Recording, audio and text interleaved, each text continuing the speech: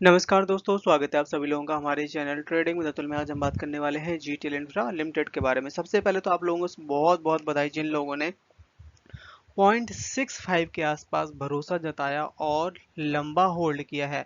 आज आप देख रहे होंगे कि स्टॉक 3 रुपए के भी ऊपर निकल चुका है।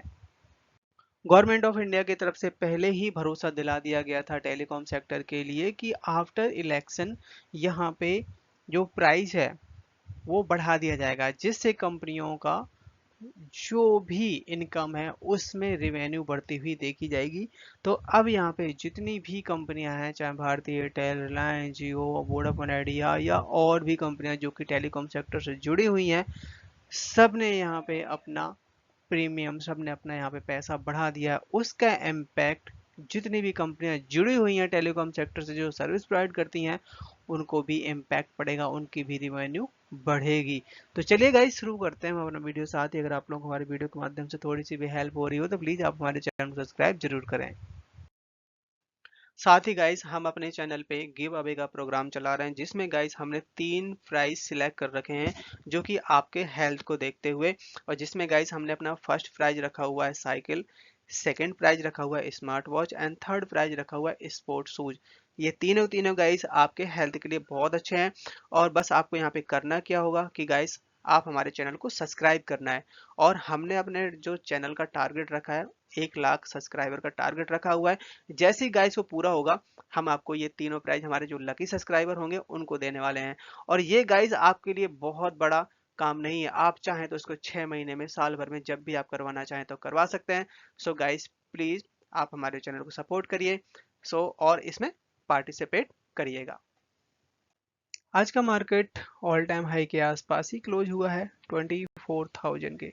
और 33 पॉइंट्स की डाउन साइड देखने को लिए बैंक निफ्टी में 470 पॉइंट्स की डाउन साइड, आईटी में 33 पॉइंट्स की तेजी और स्मॉल कैप के इंडेक्स में करीबन 290 पॉइंट्स की तेजी बनती हुई देखी गई। स्टॉक है जो कि लगातार बहुत अच्छा वॉल्यूम दिखा रहा है, बहुत अच्छे रिटर्न दे दिए। आप देख सकते हैं कि 15 करोड़ का वॉल्यूम दिखाई दिया है।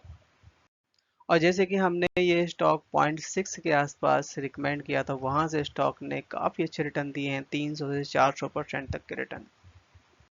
काफी टाइम के बाद यहाँ पे टेलीकॉम सेक्टर में एक बड़ी खबर आती हुई देखी जा रही है। 2021 के बाद से, मतलब कोई भी टैरिफ हाइक नहीं हुआ था। 5G भी लॉन्च हो चुका था, 5G के लिए भी कंपनियां बहुत सारा डिस्काउंट दे रही थी। बट अब यहाँ पे 20% तक का, चाहे 5G हो चाहे 4G हो, सब में टैरिफ हाइक हो चुका है।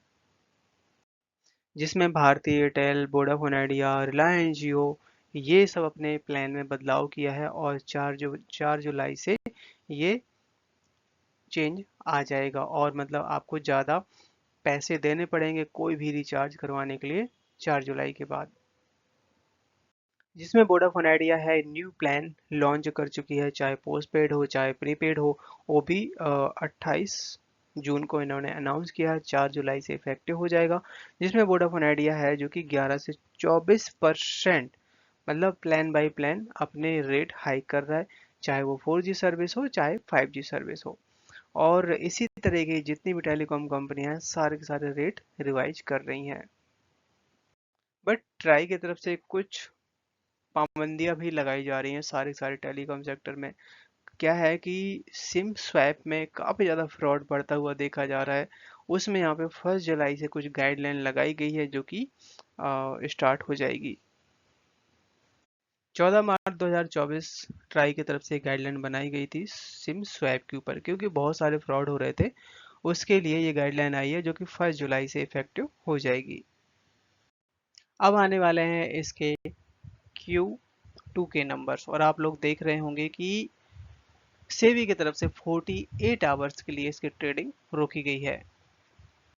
5G स्पेक्ट्रम एक्विजिशन के ऊपर यहाँ पे गवर्नमेंट ऑफ इंडिया की तरफ से बोली बुलाई गई, और पहले दिन ही करीबन 11,131 करोड़ की यहाँ पे बिड गवर्नमेंट के पास पहुंच चुकी है। और आज के दिन ये पहला दिन था, जबकि यहाँ पे 5 राउंड में बिड बुलाई जाएगी। अगला जो नेक्स्ट जो बिड है वो 26 जून को रहने वाला है, मतलब कल के दिन का। और जिसमें बताया जा रहा है कि टेलीकॉम कंपनियां हैं जो कि 800 मेगाहर्ट्ज, 900, 1800, 2100 और 25 से लेके 3300 मेगावाट तक इंटरेस्टेड है।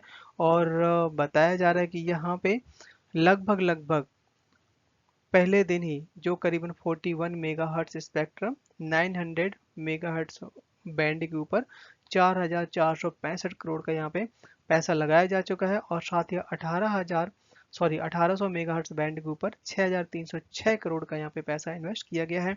और ये जो लाइसेंस जो दिया जाएगा 20 ईयर के लिए वैलिड होगा। आज के दिन स्टॉक ने हाई बनाया 3.26 का, लो बनाया 3.21 का, क्लोजिंग दी 3.26 पे 5% तक की तेजी बनती हुई देखी गई। चार्ट में नजर डाली जाए तो स्टॉक है जो कि 1.42 से बढ़ के सीधा 3 रुपए के ऊपर पहुंच चुका, बहुत अच्छे रिटर्न दिए हैं।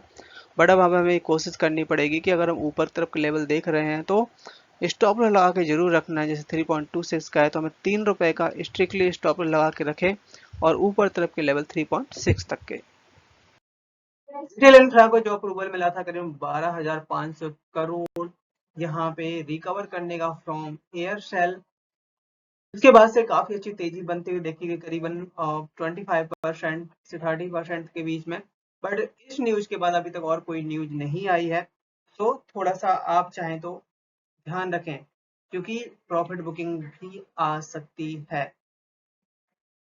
तो यहाँ पे अभी जो गवर्नमेंट आई है, अगर हम बात करें मोदी 3.0, और इनके आते ही अब यहाँ पे नई डिमांड उठती हुई देखी जा रही है, खासकर एक तो इंफ्रास्ट्रक्चर के ऊपर और साथ साथ टेलीकॉम सेक्टर के लिए। क्योंकि कुछ समय पहले की बात अगर आपने नोटिस किया होगा कि जनवरी दिसंबर के आसपास इन्होंने यूएस के साथ में बहुत ज्यादा कोलैबोरेशन किया था, और यूएस है जो कि यहाँ पे सपोर्ट करेगा अपने इंडिया के टेलीकॉम सेक्टर को आगे बढ़ने के लिए। तो अब यहाँ पे डिमांड उठ रही है 6G spectrum band and non commercial power tariff के बारे में।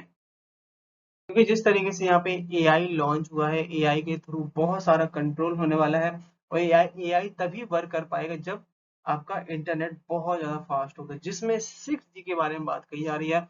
और अभी यहाँ पे जो 5G की स्पीड आ रही है, इससे मल्टीपल स्पीड बढ़ जाएगी। और जिसमें जितनी भी टेलीकॉम कंपनियां हैं उनकी अगर हम बात करें रेवेन्यू, वो तो बढ़ेगी बढ़ेगी, डिमांड भी आने वाले टाइम में अच्छी बढ़ने वाली है। इसके साथ साथ गवर्नमेंट ऑफ इंडिया ट्राई कर रही है कि अपने यहाँ पे ही सारे के सारे पार्ट मैन्युफैक्चरिंग हो जो भी टेलीकॉम सेक्टर में यूज होते हैं। उससे क्या होगा कि सस्ते रेट पे और टिकाऊ चीज़ मिलेगी, जिससे हर तरीके से अपना ही बेनिफिट होगा।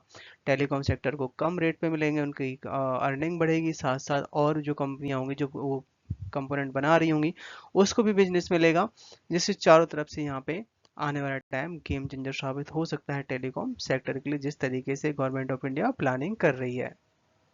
विजय केडिया जी की तरफ से इंफ्रास्ट्रक्चर के ऊपर एक बहुत बड़ी रिसर्च निकल के आई है। सो यहाँ पे अतुल ऑटो के जो डायरेक्टर हैं उनकी तरफ से एक बड़ी रिसर्च बताई गई, वो भी moneycontrol.com पे।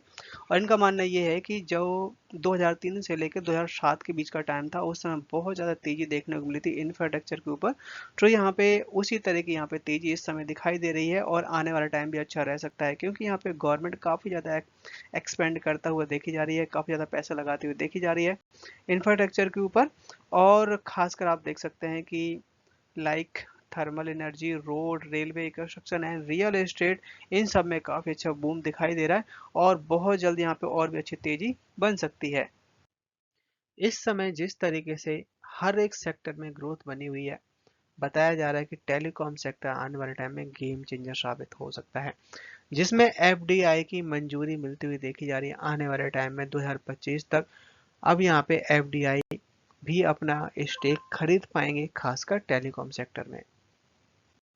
पर यहाँ पे डीआईएस के, एफआईएस के और पब्लिक इन्वेस्टर मतलब रिटेल इन्वेस्टर के आंकड़े निकल के आए हैं कि किसने कितनी खरीदारी करी और किसने कितनी बिकवाली करी।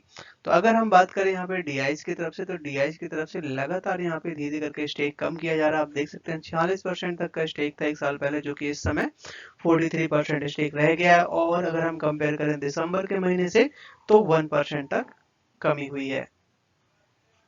एफआईआई के आंकड़े अगर देखे जाएं तो यहाँ पे ज़्यादा खरीदारी तो नहीं है, बट दिसंबर के क्वार्टर था जो कि Q3, उसमें 0.1% तक था, जो कि इस समय 0.12% कर दिया है। पर यहाँ पे रिटेल इन्वेस्टर की तरफ से काफ़ी अच्छी खरीदारी है। 50% तक का स्टेक था एक साल पहले, जो कि इस समय 53 और 54 के आसपास पहुंच चुका है। सो यहाँ पे आप देख सकते हैं कि हमने कंपेयर कर रखा है जो पिछला जो सितंबर का महीना था और जो अब दिसंबर का महीना, जो अब आंकड़े निकल के आए हैं। यूनियन बैंक ऑफ इंडिया की तरफ से कुछ स्टेक बेचा गया है, central bank, bank of Baroda, इन सब ने अपना मामूली सा स्टेक बेचा हुआ है।